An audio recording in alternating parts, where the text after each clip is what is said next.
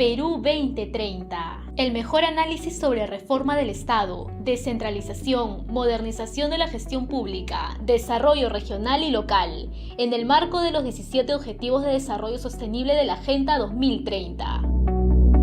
Perú 2030. Información, entrevistas, análisis y debates. 8 años poniendo en debate los problemas y soluciones para el país. Perú 2030, con la dirección y conducción de Franz Portugal.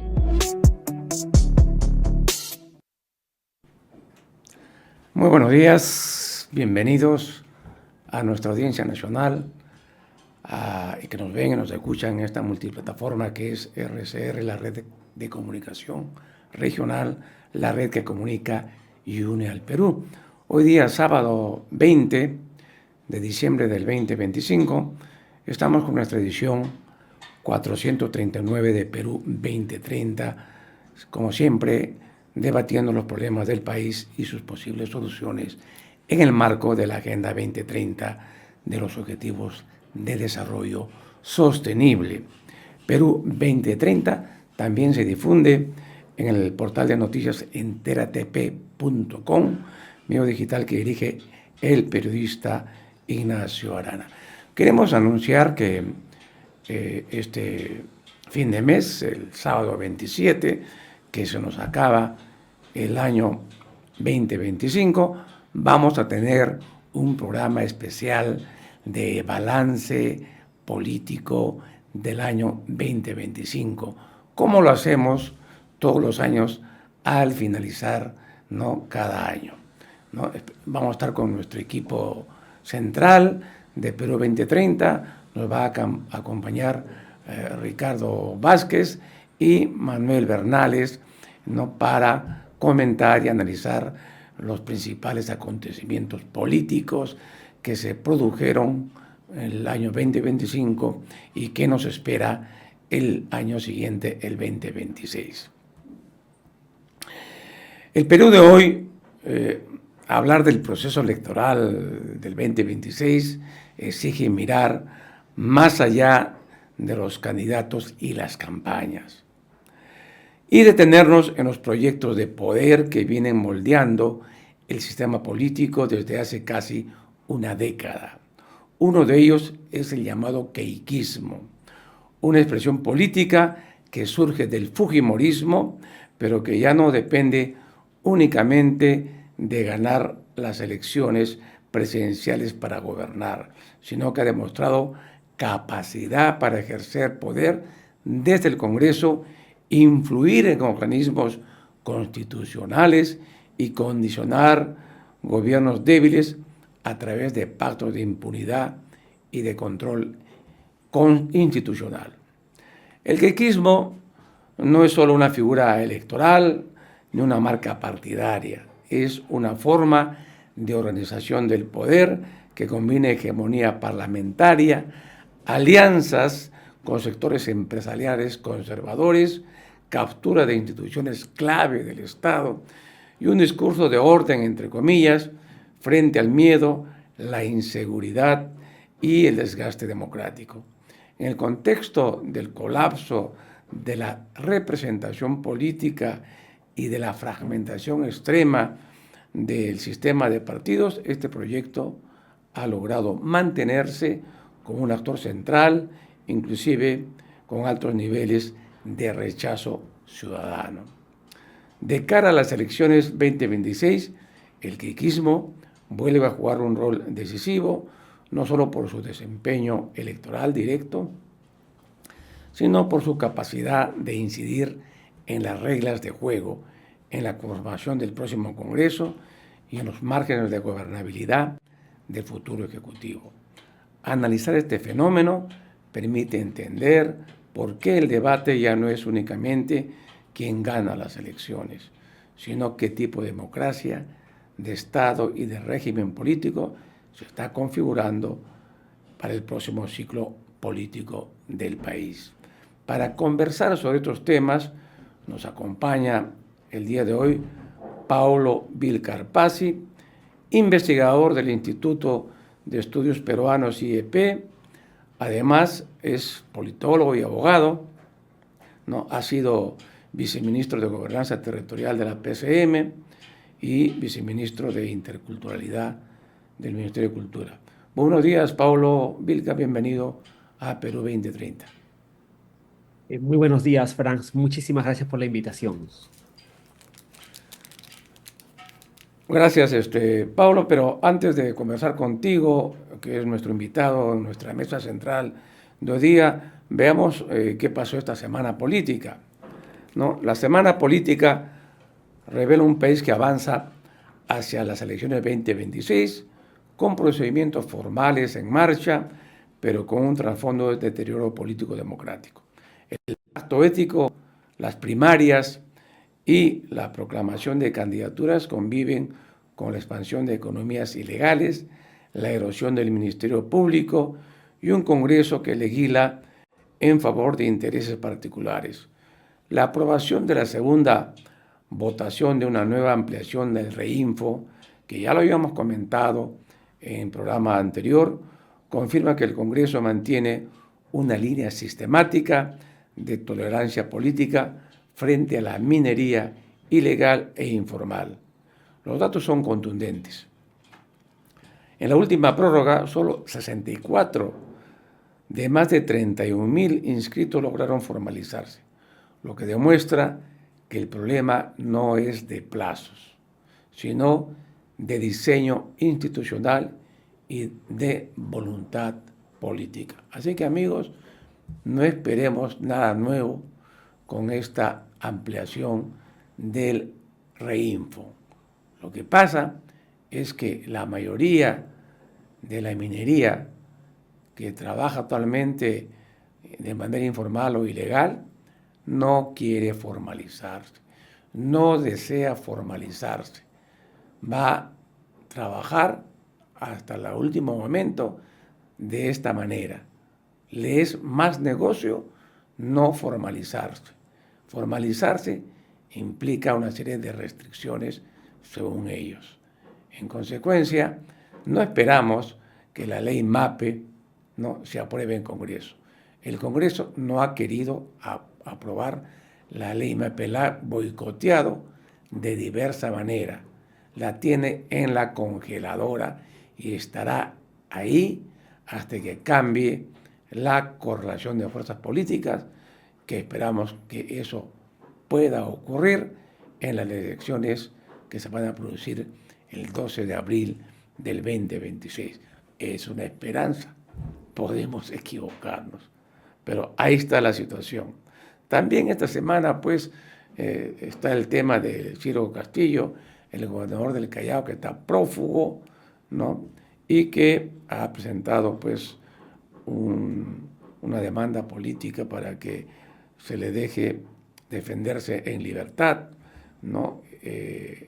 Pero también tenemos las graves declaraciones del fiscal de la Nación interino, ¿no? Respecto a la disolución de las fiscalías especializadas, ¿no? Ha señalado lo siguiente, ella ha dicho ellos, refiriéndose a los fiscales Rafael Vélez y José Domingo Pérez, se han apoderado de las investigaciones y su fracaso ha sido evidente. Ya hay un enfrentamiento directo entre el fiscal de la Nación y los fiscales Rafael Vela y José Domingo Pérez. Vamos a ver qué ocurre en la semana siguiente. Y ya también están inscritos 2 partidos, se acaba de inscribir sus candidatos Fuerza Popular, y seguramente durante hoy día y los siguientes días, porque el plazo es hasta el 23, ¿no? Se pueda inscribir la totalidad de listas presidenciales y para el Congreso, ¿no? Ya el Jurado Nacional de Elecciones ha proclamado la lista de todos los candidatos presidenciales que están habilitados para registrarse, ¿no?, para participar en las siguientes elecciones. Bien, amigos, hay un partido que ha presentado ya su plan de gobierno, que es Venceremos. Esta alianza electoral ha presentado oficialmente su plan de gobierno, que ha denominado 31 propuestas para cambiar el Perú, ¿no? Como saben, su líder y candidato a la presidencia es Ronald Atencio, ¿no? El jefe del plan de gobierno, que también se ha presentado, es Gustavo Guerra García, a lo cual se han incorporado algunos otros especialistas como el exministro de Economía Pedro Francle, Rolando Reategui Lozano, Sergio Tejada, Ricardo Soberón, el abogado Julio Arbizú, Ricardo Jiménez, Dante Quispe, entre otros, que forman no el equipo del plan de gobierno. Sería bueno que los partidos, y lo decimos, ¿no? Y lo hemos dicho también anteriormente, que presenten sus equipos de gobierno para ver si los tienen, ¿no? Para ver por quién vamos a votar, tener la seguridad que no vamos a votar por un candidato improvisado, sino por un candidato que tiene equipo de gobierno, ¿no? Y cuando hablamos de equipo de gobierno, estamos hablando de 18 equipos de gobierno que corresponde a los 18 sectores ministeriales del país, quienes van a estar, ¿no?, al frente de estos 18 sectores del país.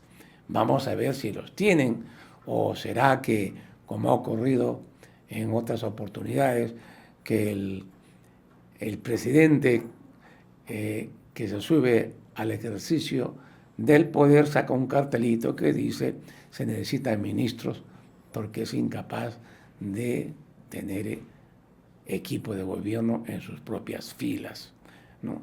Creo que sería un buen mecanismo para saber por quién votamos los peruanos, ¿no?, que nos garantice, ¿no?, un gobierno de calidad. Muy bien, vamos entonces a nuestra mesa central para conversar con Paulo Vilca sobre el tema del queiquismo y las elecciones 2026. Paulo Vilca, como ya lo hemos señalado, es investigador del Instituto de Estudios Peruanos, ¿no?, politólogo y abogado, y ha sido viceministro de Gobernanza Territorial y viceministro de Interculturalidad del Ministerio de Cultura. Pues tiene una amplia experiencia, conoce, como decimos nosotros, el monstruo por dentro. Muy bien, Pablo, la primera pregunta que te queremos hacer, ¿no?, es de este fenómeno que tú muy bien lo has apuntado en un artículo que ha publicado en el diario La República, ¿no?, analizando este fenómeno del queiquismo, que no es solamente una continuidad del fujimorismo de los años 90, sino una mutación política adaptado al nuevo escenario democrático formal, ¿no?, que vive el país. ¿En qué medida el queiquismo, Paulo, es un fenómeno político distinto al fujimorismo clásico, y cuáles serían sus rasgos centrales en esta nueva etapa? Sí, sí, Franz. Nuevamente, muchas gracias por la invitación. Efectivamente, creo que es importante tener presente para empezar a analizar el tema, ¿no?, de que el fujimorismo ha sido una constante de la política de nuestro país desde hace más de 30 años, ¿no? Son más de 3 décadas en las que el fujimorismo se ha presentado como un actor político relevante, independientemente de la valoración negativa, positiva, en fin, la que uno quiera tener en relación a esta organización política. Lo cierto es que es un actor político determinante en nuestro país. Sin embargo, digamos, creo que a lo que también venimos asistiendo en los últimos años es a un proceso de transformación, diría yo, estratégica, ¿no?, del fujimorismo en un nuevo fujimorismo que yo denomino queiquismo, porque tiene ciertas características que lo distinguen de el fujimorismo tradicional, el de los años 90, e inclusive el de las primeras décadas, 2 primeras décadas de este siglo, ¿no? Y especialmente de cara a lo que ocurre, a lo que va a ocurrir en las elecciones del año 2026. Se trata de un actor que no solamente busca tener protagonismo electoral, sino que ha conseguido tener una hegemonía parlamentaria, básicamente, ¿no?, que le ha permitido acumular un espacio de poder muy importante. Tal vez el fujimorismo no tiene tanto poder como digamos, estos años, como lo tuvo en los años 90, ¿no? Y, digamos, todo ello ha ocurrido en un contexto en el que este keikismo, y aquí entro al tema, digamos, en cuestión, digamos, se ha construido sobre la base de algunos elementos. El primero, eh, especialmente los últimos meses, ha quedado evidenciado un liderazgo incuestionable de Keiko Fujimori. Keiko Fujimori ya no está a la sombra de su padre, de Alberto Fujimori, ¿no? Y más bien es la principal, si no la única referencia del Fujimorismo, y por tanto, Fuerza Popular se ha convertido en un partido hecho a la medida, ¿no? De la hija de Alberto Fujimori. Tan es así que inclusive figuras históricas del Fujimorismo en los años 90, como Marta Chávez, como Alejandro Aguinaga, que habían señalado en más de una ocasión su lealtad a Alberto Fujimori, ahora se encuentran en el círculo y dependen políticamente de Keiko Fujimori, ¿no? Y además, el keikismo ya no es un fujimorismo que solamente añora los años 90, sino que se ha ido también transformando, ¿no? Y va planteando propuestas diferentes, inclusive a las que habían sido eh, enarboladas en los años 90 y que eran una marca distintiva del fujimorismo. Para muestra un solo ejemplo, ¿no? El Congreso Unicameral que había sido aprobado en la Constitución del año 93 y que constituía una de las reformas políticas más importantes del Fujimorismo en los años 90, fue desarmado en buena medida por Fuerza Popular, ¿no? En los últimos años, de tal manera que, digamos, este legado también acaba siendo dejado de lado por el keikismo, ¿no? Pero esos son algunos elementos nada más de inicio para describir esta transformación de Fuerza Popular en el keikismo. Ahora bien, Paulo, eh, tú has señalado y también la realidad muestra de que hay pues un modelo de poder, ¿no? Que ya no requiere tener el control del Ejecutivo, ¿no? Sino que más bien vía el Parlamento logras el control del Ejecutivo, ¿no? Entonces, hablas también de este modelo de ejercicio de poder prescindiendo de la presidencia de la República, ¿no? ¿Tú crees que este modelo que está en curso, ya está concluido, está acabado, o todavía falta, digamos, terminar de constituirse como modelo de ejercicio de poder en el país? Sí, sí, Franz, gracias por la pregunta. Ese era justamente otro de los elementos que yo quería mencionar, digamos, en esta suerte del keikismo, abandonando el legado de los años 90, ¿no? El fujimorismo inauguró un periodo, digamos, de sistema político en nuestro país en el que la presidencia de la República ostentaba todo el poder, ¿no? Así lo vimos en los años 90, ¿no? Y eso se fue extendiendo y formaba parte además de la tradición histórica en nuestro país, pero en los años 90, digamos, había habido una clara concentración del poder en una figura, en la figura de la presidencia de la República, ¿no? Eso, desde hace casi 10 años, se ha ido transformando en nuestro país.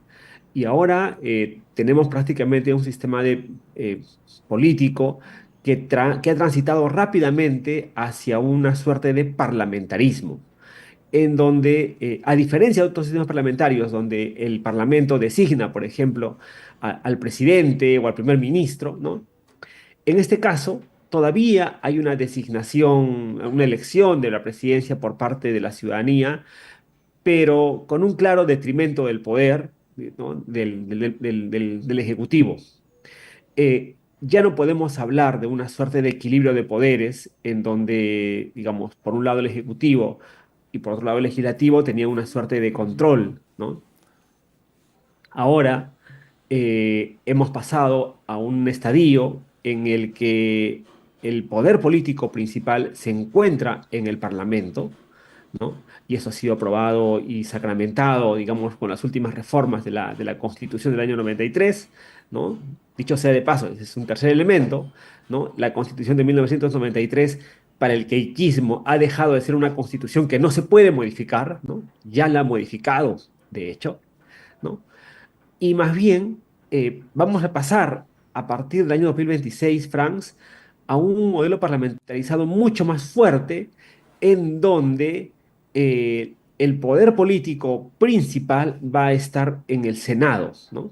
En la Cámara, lo que se llama la Cámara Alta, que no solamente va a ser la instancia, ¿no?, conformada por 60 personas en las que se va a dictaminar finalmente la legislación, qué leyes se aprueban, bajo qué condiciones, ¿no? En qué términos se aprueba una ley, sino además el Senado va a estar encargado de la designación y la rectificación de los cargos en los organismos constitucionales más importantes del Estado, ¿no? Tribunal Constitucional, Defensoría del Pueblo, Contraloría General de la República, Superintendencia de Banca y Seguros, ¿no? En fin, pero no solamente designar a esos cargos, sino también eventualmente destituir a quienes los puedan ocupar. Entonces hay una concentración grande de labor legislativa, pero también una labor de designación de altos cargos en el gobierno, y además con un añadido, ¿no? Y es que esta figura que había sido clave para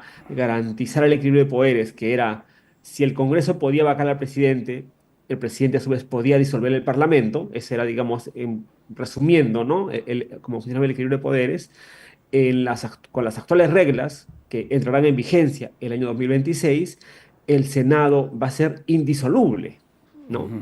Si alguna vez el presidente, digamos, busca un otorgamiento de medida de confianza y este le es rechazada, podría disolver solamente la Cámara de Diputados. Entonces, vamos a dar un paso más hacia ese nuevo sistema parlamentarizado que ha creado el Congreso, que en buena medida ha sido dirigido, ¿no?, por Fuerza Popular.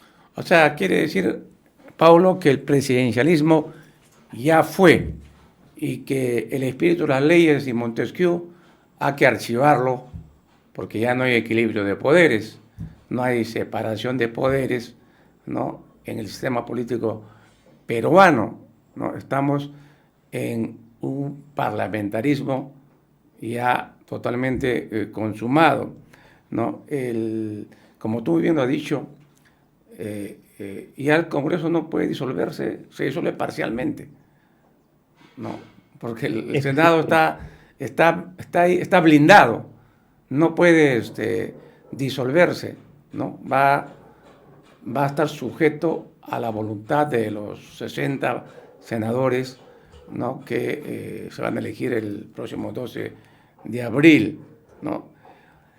El otro fenómeno que también has indicado y has planteado y está en la discusión permanente de todos estos meses es el tema de la captura institucional del Estado, ¿no?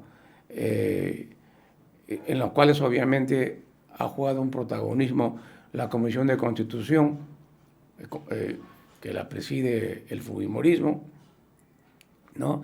Y hay instituciones como el Tribunal Constitucional, la Junta Nacional de Justicia, el Ministerio Público, organismos electorales, etcétera, que están pues o controlados en proceso de controlar. Entonces la pregunta ahí es, el queiquismo ha sido el actor central en la captura institucional que hoy caracteriza el Estado peruano, o hay otros partidos que están jugando también su partido en este proceso, ¿no? Y que además ya existe precedentes pues, anteriormente del control de algunos organismos, como fue el Consejo Nacional de la Magistratura, que es el antecedente de la Junta Nacional de Justicia, que era controlado por otros partidos políticos, ¿no? Con objetivos obviamente de superar los problemas legales que tenían sus líderes políticos. ¿Cuál es tu opinión al respecto? Bueno, yo lo primero que te podría decir, Franz, es lo siguiente, ¿no? Y es que pareciera que luego de tres derrotas electorales, digamos, sucesivas en segunda vuelta, ¿no? El Fujimorismo y Keiko Fujimori y el círculo más cercano a ella en Fuerza Popular entendió que debía encontrar otro sistema, ¿no? Que le permitiera acceder al poder sin necesariamente llegar a la presidencia de la República, ¿no? Y eso implicó una serie de decisiones y acciones del propio Fuerza Popular, ¿no? Hay que recordar que el año 2016 Fuerza Popular tuvo 73 parlamentarios, ¿no? Y pese a tener, digamos, tal cantidad de representación en el Congreso, no logró lo que consiguió años después, con un número mucho menor de parlamentarios, ¿no? Que es lograr tener no solamente hegemonía en el Congreso, sino colocar bajo su influencia y dependencia directa muchas veces a varias de las entidades que tú has mencionado, ¿no? Y creo que es a partir de esa lectura que en el Fujimorismo se busca, digamos, diseñar un sistema en el que no solamente desde el Congreso se pueda tener una incidencia muy grande en el manejo del Estado, sino también el Fujimorismo se fue fortaleciendo internamente, ¿no? Y eso básicamente se expresa en el desarrollo, ¿no? O en la consolidación de unas capacidades parlamentarias sustantivamente mejores, mayores que la del resto de organizaciones políticas. El Fujimorismo ha demostrado en su manejo del Congreso, en el perfil de actores que llegan al Parlamento, que no solamente tienen más experiencia, que no solamente conocen mejor los procedimientos parlamentarios, sino que su capacidad de negociar, de llegar a acuerdos con distintos grupos, se ha desarrollado de tal manera que en cierto momento en nuestro país hemos podido hablar del fujicerronismo, ¿no? O sea, esta capacidad de llegar a acuerdos de fuerza popular con partidos que en teoría están en el otro extremo, como Perú Libre, que dirige Vladimir, Vladimir Cerrón. Y eso lo ha conseguido a partir de identificar ciertos intereses comunes entre grupos en teoría tan disímiles, ¿no? Entonces, no es solamente, digamos, es una transformación cosmética, sino que ha requerido que Fuerza Popular desarrolle capacidades parlamentarias. Pero por otro lado, también no hay que olvidar de que el Fujimorismo ha podido resolver, por lo menos de manera parcial, un asunto que es muy complicado para quienes buscan tener vida política permanente, ¿no? Y es el relativo al financiamiento partidario. El Fujimorismo ha podido, digamos, utilizar, ¿no? El financiamiento partidario y de hecho ser una de las organizaciones que ha recibido la mayor cantidad de fondos del Estado para su funcionamiento, y eso le ha permitido no solamente, Franz, digamos, poder solventar gastos organizativos y logísticos, sino llevar adelante dos tareas que son claves si uno quiere hacer vida política. Por un lado, poder disponer de recursos que le permitan cubrir los gastos esenciales de funcionamiento y poder además entregar recursos a algunos de sus militantes más destacados, ¿no? Inclusive, como hacen varios partidos, pagar el sueldo a quien dirige el partido, ¿no? De tal manera que éste pueda dedicar el tiempo completo a a la vida política y partidaria. Entonces el Fujimorismo ha dispuesto esos recursos, pero no solamente se ha quedado en eso, sino también que estos recursos públicos le han permitido lanzar iniciativas como por ejemplo la Escuela Naranja, ¿no? Que a diferencia de lo que ocurre en otros partidos, se ha convertido no solamente en una suerte de espacio de capacitación y formación política, sino sobre todo, la Escuela Naranja es un instrumento para difundir un discurso diferente, ¿no? O contar la historia desde la perspectiva del fujimorismo. De alguna manera, ese espacio, digamos, de formación doctrinaria, pero también de construcción de un discurso distinto, digamos, han sido posibles gracias a que el fujimorismo dispuso de recursos públicos, dicho sea de paso, para llevar adelante estas tareas. Entonces, lo que vemos ahorita no es un proceso automático ni que ha funcionado de la noche a la mañana y no ha requerido esfuerzo. No, sí, o sea, el fujimorismo ha tenido que mejorar capacidades, ha tenido que modificar reglas, ha tenido que negociar con muchos partidos para llevar adelante estas reformas, pero también ha dispuesto de recursos, ¿no? De recursos con los que no han contado todos los grupos políticos o que los han utilizado de una manera diferente. Bueno, eso es interesante. A mí me consta, Paulo, eso del equipo técnico que tiene el queiquismo, ¿no? Tiene un buen equipo experimentado y formado durante varios años, ¿no? En el Congreso de la República, ¿no? Eso es correcto, por eso es que tiene esa capacidad de producir legislativamente, ¿no? Muchos de lo que hemos visto que se ha aprobado en los últimos tiempos. Pablo, vamos a hacer una breve pausa de la media hora y regresamos contigo para seguir conversando sobre el queiquismo y las elecciones. Regresamos, amigos. Ya retornamos con Perú 2030.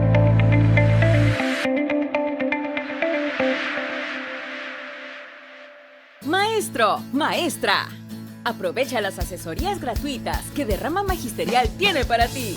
Recibe asesoría previsional de forma personal o para tu colegio, con toda la información sobre beneficios y servicios para afiliados. Conoce la composición de tu cuenta individual, el estado de tus aportes y el fondo acumulado para tu tranquilidad. Agenda tu cita en derrama.org.pe. Estamos contigo en tus decisiones más importantes. 60 años. Derrama Magisterial.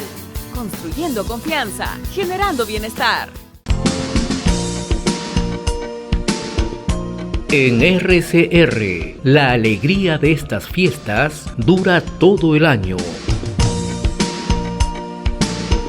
La Navidad brilla más cuando hay amor en el corazón. Amigos, les saluda Pedro Gamio, director de Integrando Perú. Quiero desearles una feliz Navidad, en unión y armonía con la familia.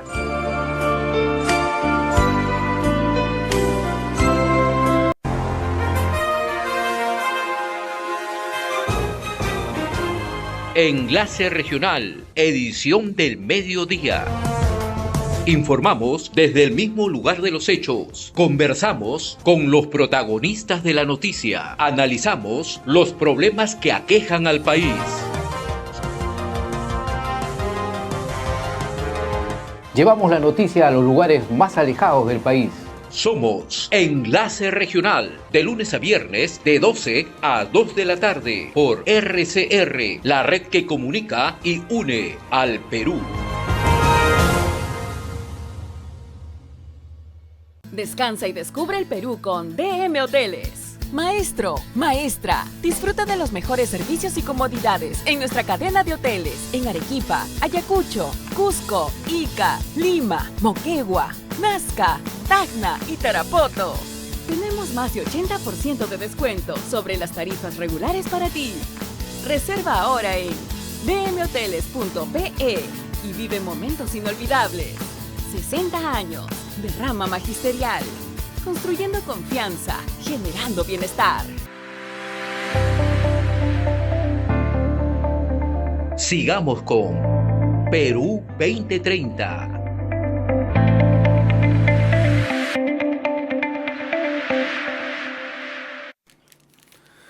Bien, amigos, volvemos pues con Perú 2030 en la red de comunicación regional y hoy día estamos conversando sobre el queiquismo, este fenómeno político que hay en el país y las elecciones. Y nos encontramos en nuestra mesa central dialogando con Paulo Vilca, ¿no? Él es un investigador del IEP que tiene pues ya una trayectoria importante en el Estado, pero que a la vez es un analista político, y justamente a partir de un artículo que leímos de él en la República es que lo hemos invitado para conversar y profundizar sobre este fenómeno político. Ahora bien, un tema que había señalado Paulo era esa capacidad de negociación y de armar una coalición, ¿no?, en el Parlamento, ¿no?, y subordinar a todos los partidos prácticamente, ¿no?, hasta reducir la oposición parlamentaria a la mínima expresión, ¿no? Y lo vemos en las votaciones, ¿no? La oposición es casi inexistente en el Congreso, ¿no? Y es contundente la forma como se aprueban las materias que ellos preparan, ¿no? Entonces, esta situación que tú has también señalado es cómo es posible que este fenómeno se produzca y que veamos que hasta la llamada izquierda, entre comillas, en el Congreso también trabaje de manera coordinada y forme parte de la mesa directiva del Congreso, que uno diría, pero ¿qué está pasando ahí, no? ¿No? ¿Por qué es que un discurso radical, ¿no?, en lo ideológico, como en el caso del serronismo, pues vota conjuntamente, pues ¿no?, y abrazado con la derecha más extrema en el Congreso? Sí, sí, lo que tú señalas es algo llamativo, efectivamente, ¿no? Y que parece no tener una explicación. Pero, a ver, yo diría, empezaría diciendo de que buena parte de los cuadros más importantes del Fujimorismo están en el Parlamento, ¿no? Ahí está Miki Torres, ¿no? Esto para empezar, ¿no? Como, digamos, parte del equipo asesor de la bancada parlamentaria.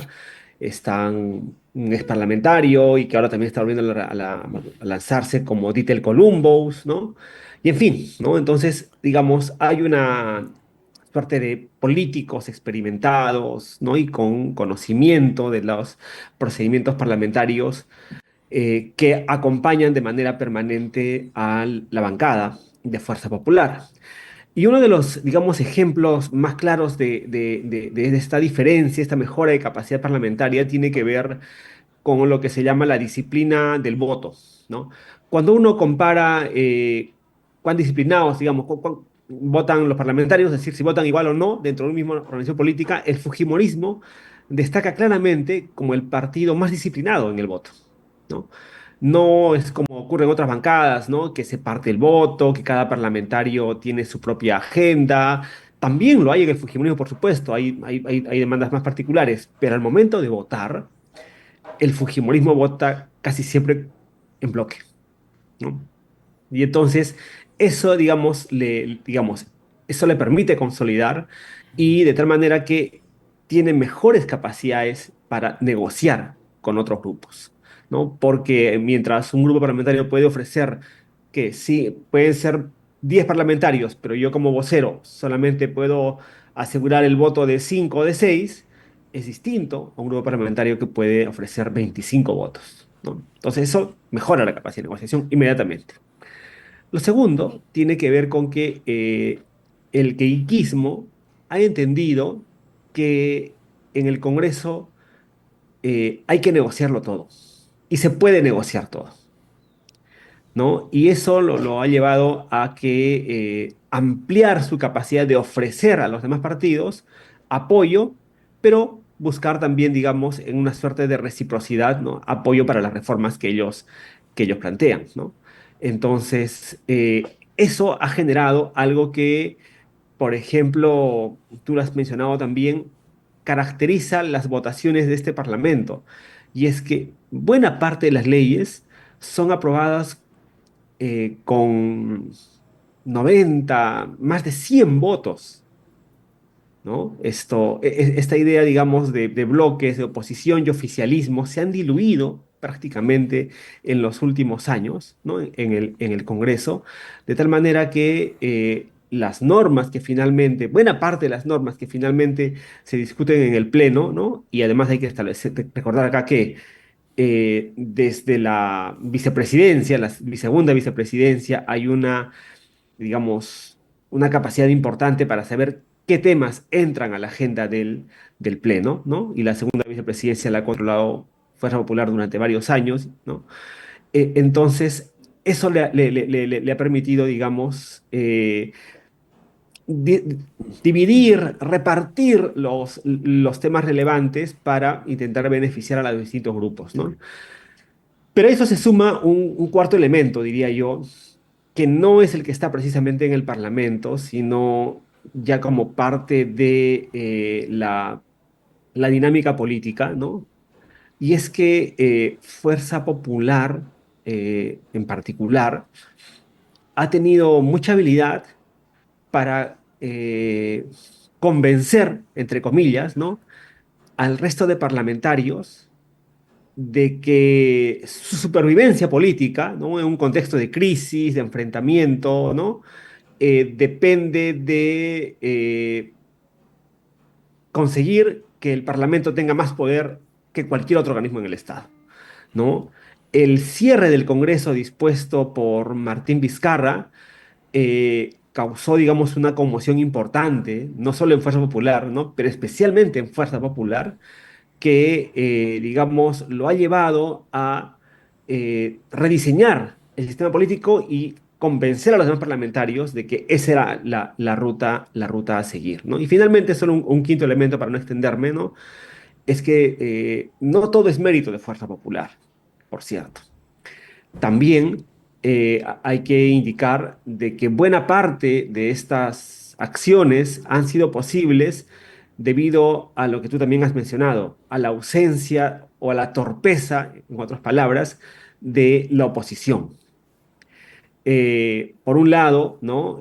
Ni Pedro Castillo, ni Dina Boluarte, ni José Gerí, siquiera, ¿no? Desde el Ejecutivo, menos José Gerí, que es finalmente un parlamentario, ¿no? Pero ni Dina Boluarte ni Pedro Castillo, que habían sido elegidos directamente por la ciudadanía, consiguieron establecerse como una suerte de contrapeso efectivo, ¿no? Sus escasas capacidades políticas, digamos, facilitaron mucho que el Congreso, ¿no? Dirigido o maniobrado por Fuerza Popular, consiga sus objetivos, ¿no? Entonces, ese también ha sido, creo, un elemento que no se puede, digamos, perder de vista, ¿no? No es que Fuerza Popular haya tenido toda la habilidad, ¿no? Sino que ha sido ayudado también por la torpeza o la incapacidad o las limitaciones de quienes estuvieron en el gobierno. Hablando de torpeza política, Pablo, me ha hecho acordar de lo que comentabas también. Fuerza Popular tuvo 73 congresistas, o sea, la mayoría absoluta.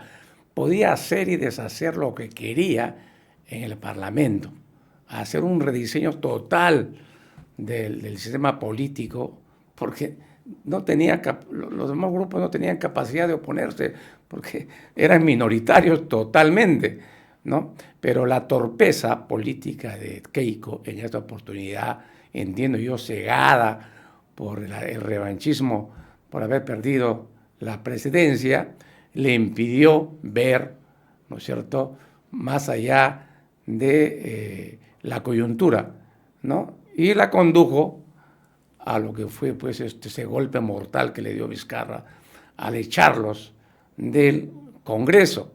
Y creo que ahí pienso que fue un punto de quiebre, ¿no? El fujimorismo comprendió que tenía que pensar mejor las cosas, ¿no? Y prepararse, ¿no?, para que esto jamás vuelva a ocurrir. Y ahí está el resultado que estamos viendo. Ahora otro tema, Pablo, es el tema de estos discursos que desarrolla el keikismo, que tienden a priorizar el orden, la mano dura, la criminalización de la protesta, la delegitimación de los movimientos juveniles y sociales que protestan, ¿no? y esa respuesta que tiene frente a las marchas, ¿no? En la cual se pide represión y una legislación penal mucho más fuerte, ¿no? ¿Tú crees que el queiquismo representa hoy un proyecto autoritario dentro de una democracia formal? Se podía hablar de una democradura, ¿no? A la cual estamos ya asistiendo en procesos de construcción y de desarrollo. A ver, tal vez algo que no ha cambiado, ¿no? Dentro del Fujimorismo en esta transformación tiene que ver con esto que tú mencionas bien, Franz, ¿no? La postura, digamos, política en relación al respeto de los valores democráticos. Eh, el hecho de que Keiko Fujimori en dos elecciones sucesivas no haya, digamos, felicitado o no haya reconocido plenamente el triunfo, ¿no? De, por un lado, Pedro Pablo Kuczynski y luego de Pedro Castillo, y por el contrario, en el caso de Castillo, haber impugnado, ¿no? El resultado electoral, hablar de fraude en las elecciones da cuenta, digamos, de por lo menos un desapego, ¿no? A las reglas democráticas mínimas, ¿no? Que es reconocer el mandato de la ciudadanía. Eso es lo mínimo que digamos, que exige la democracia. Y el Fujimorismo no, digamos, ha mostrado que no tiene apego a esa regla mínima. Y por supuesto, eso también se ha ido traduciendo, los últimos años especialmente, en, yo diría, una serie de prácticas que efectivamente son las que han venido erosionando gravemente la democracia en nuestro país.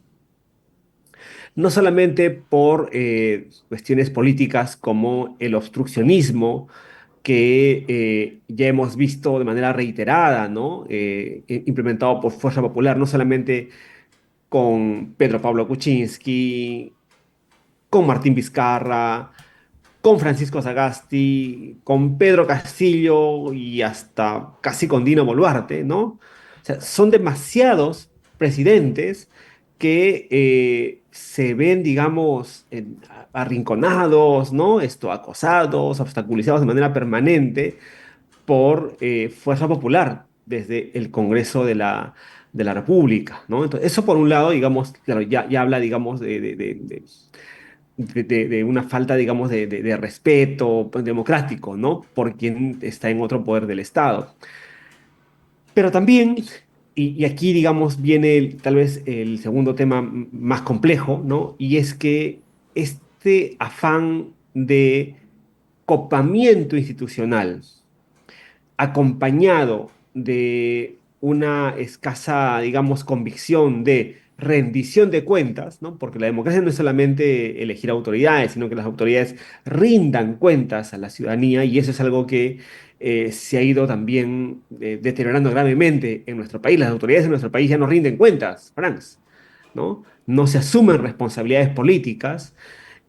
También da cuenta, pues, de, digamos, esta visión del Fujimorismo, ¿no? De un sistema político en el que las autoridades no tengan que rendir cuentas, no tengan que explicar a la ciudadanía y ni tengan que asumir responsabilidades políticas por los errores en los que puedan incurrir. Y a eso le agrego además esta suerte de discurso punitivismo penal o de mano dura, ¿no es cierto?, que frente a temas reales de inseguridad ciudadana, pero no solamente de inseguridad ciudadana, sino desconociendo, por ejemplo, el derecho a la protesta, ¿no? El derecho a la movilización de la ciudadanía. Ya hemos visto qué tipo de acciones apoya el Fujimorismo cuando se enfrenta a una protesta ciudadana. Claro, Y Pablo, como el proyecto que acaba de presentar Rospigliosi, ¿no? Para autorizar que pueda disparar la policía contra los manifestantes, pues, o quienes protestan, ¿no? Y que hay impunidad, ¿no? efectivamente, A un asesinato, ¿no? O sea, está clarito ahí la intencionalidad del a eso me refiero. exactamente, a eso me refiero, ¿no? Entonces, todo eso, esto muestra pues de que este keikismo, pese a haber cambiado, ¿no? Tener otras estrategias, haberse adecuado, se parece mucho al de los 90. Es, mejor dicho, es un heredero directo del Fujimorismo de los años 90. En eso no ha habido ningún tipo de cambio y transformación, ¿no? Y ya hemos visto esto, creo, todos, nadie puede discutir que el autoritarismo, ¿no? De los años 90, ¿no? El deterioro y el Ah, acabar con la democracia que ocurrió en los años 90, es ya, la ruta que ha seguido claro. Fuerza Popular, el Fujimorismo. Ahora bien, Pablo, ya el tiempo nos está ganando y tengo dos preguntas más que no quisiera dejar de hacerlas. La primera es el antifujimorismo, la resistencia social y los límites del queiquismo, ¿no? Eh, ¿Tú crees que ha crecido el antifujimorismo, en este caso el antiqueiquismo, más aún que antes? Porque en las elecciones que han habido, los votos del Fujimori han ido cayendo históricamente, ¿no? Y entonces yo digo, ¿tú crees que pueda pasar a la segunda vuelta ya Keiko o tendría que ya despedirse de esa situación que ha repetido en los últimos años? Bueno, yo creo que en el cálculo de Keiko Fujimori está muy claro de que el no pasar a la segunda vuelta es una opción real, ¿no? Tan es así que por eso, digamos, la apuesta principal del Fujimorismo es a llegar al Congreso de la República, más que a la presidencia, diría yo, ¿no? Un cálculo que también hacen otras agrupaciones, dicho sea de paso, ¿no? Pero ninguna, digamos, con las capacidades que ha tenido el Fujimorismo. Lo segundo es que creo que Keiko Fujimori también se ha ganado una imagen, digamos, de una política que siempre pierde en segunda vuelta, ¿no? Es una perdedora eterna, digamos, por llamarlo de alguna manera. Y eso ha llevado a que inclusive los propios sectores de derecha no la vean como una opción principal. Y una muestra muy concreta de ello son dos encuestas. Por un lado, las encuestas que se van difundiendo, que muestran que Fuerza Popular está entre 7 y 8%, ¿no? Es un porcentaje menor al que había tenido, digamos, en elecciones pasadas, pero también otra encuesta que no deja de ser llamativa, que es la encuesta del poder, ¿no? De la revista Semana Económica, en donde cuando se le pregunta, ¿no? A quienes son, digamos, responden a estas preguntas, que son empresarios, líderes de opinión, políticos, es decir, gente con poder, en teoría, en el país, y le preguntan quién debe ser el político que debe retirarse de la vida política, gana ampliamente Keiko Fujimori, ¿no? Entonces, las resistencias al Fujimorismo ya no son solamente de la izquierda, no son solamente del sur del país, ¿no? O de los antifujimoristas, sino que eso, digamos, ha permeado a otros sectores de la sociedad. Ahora bien, Entonces, es una paradoja, perdóname, sí, ¿no? Nunca ha tenido tanto poder el Keiko Fujimori, pero también nunca ha sido más rechazada que ahora. ahora bien, para ya terminar, ¿tú no crees, Pablo, de que hay una semejanza bien, bien clara, diríamos, ¿no? entre modelos del queiquismo respecto al chavismo, madurismo y el orteguismo de Nicaragua, ¿no? O sea, ese tipo de democracias que se han ido constituyendo en estos países con respecto a lo que el proyecto del fujimorismo, del queiquismo, ¿no creo que hay demasiadas coincidencias? Yo creo que los autoritarismos se parecen bastante, Franz, ¿no? En el sentido de que los autoritarismos de derecha o de izquierda buscan acabar con la oposición, construyen reglas para tener la hegemonía política. Eh, Ejemplos muy concretos, ¿no? En Venezuela y en Nicaragua, digamos, se le quitan poderes al Parlamento, ¿no? Y acá, al contrario, desde el Parlamento se quitan poderes al Poder Ejecutivo, por ejemplo. Se persigue o se reprime la protesta ciudadana, lo hemos visto muchas veces en Venezuela, en Nicaragua. Eh, se busca salirse de la Corte Interamericana de Derechos Humanos, ¿no? Que es un tema que no hemos tratado, pero que también es una característica del queiquismo, ¿no? Su crítica a todo lo que tiene que ver con la protección de los derechos humanos, ¿no? Entonces se parecen bastante, e inclusive diría yo, ¿no? En otros temas realmente no tan grandes, como es todas estas acciones de hostigamiento contra las organizaciones de sociedad civil, contra las ONGs, por ejemplo, ¿no? En eso se parecen bastante, sí. Y yo diría para responder a tu pregunta, de que sí, pues hay muchas similitudes autoritarias entre todos estos tipos de actores políticos. Sí, pues nos hace recordar de manera contradictoria cómo se achacaba en las elecciones el fujimorismo a Pedro Castillo, que nos iba a llevar, ¿no?, al modelo venezolano, y ocurre todo lo contrario. Parece que esos modelos fueran una plantilla muy parecida, con las diferencias que tú has señalado respecto a lo que está pasando en el país, ¿no? Pero acá no desde el Ejecutivo, sino al revés, ¿no?, desde el Parlamento. Muy bien, Pablo, que ha sido interesante la conversa de hoy día, ¿no? Espero que nuestras audiencias se haya ilustrado de la mejor manera sobre lo que está pasando en el país y lo que nos espera, pues, en el próximo periodo, ¿no?, electoral. No esperamos, hay una esperanza que haya cambios, ¿no?, y que no vayamos, pues, a un modelo como el que hemos conversado hoy día. Por eso decíamos que las elecciones del 12 de abril nos plantea una encrucijada para el país, ¿no?, entre democracia o democradura, ¿no?, que serían las dos opciones que estarían en juego. Muy bien, gracias, Pablo, por estar con nosotros. Muchas gracias, Franz. Totalmente de acuerdo contigo en la importancia de las elecciones que tenemos el año pasado, y ahí la responsabilidad como ciudadanos es informarnos bien de las distintas propuestas. Tenemos 36 alternativas para presidente, 38 para Congreso. Y yo solamente quería decir solo un punto nada más, ¿no? Y es que en este nuevo sistema político, Franz, en el que nos encontramos, ya no basta con pensar solo en quién va a la presidencia de la República. Tal vez mucho más importante es pensar en qué personas son las que vamos a llevar al Congreso de la República. Al Senado en particular, al Super Senado. Efectivamente. Muy bien. Diría, tenemos que echarle el ojo a eso, tal vez más que a lo otro. Más lo que otro. Muy bien, claro. Tienes toda la razón, Pablo. Muy bien, amigos. Hemos concluido esta vez con este tema tan interesante y de actualidad. Y quiero decirles, pues, que les deseamos que pasen ustedes una feliz Navidad, ¿no?, ya que la siguiente semana es Navidad, que la pasen con sus familiares, sus personas más queridas, ¿no?, porque esta es una fiesta sobre todo familiar. Feliz Navidad a todos.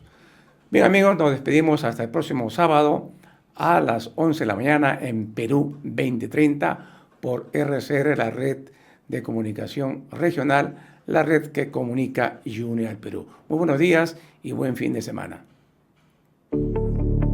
RCR presentó Perú 2030. Retornamos en nuestra próxima edición con más información, entrevistas, análisis y debates sobre los problemas del país y sus soluciones. Perú 2030.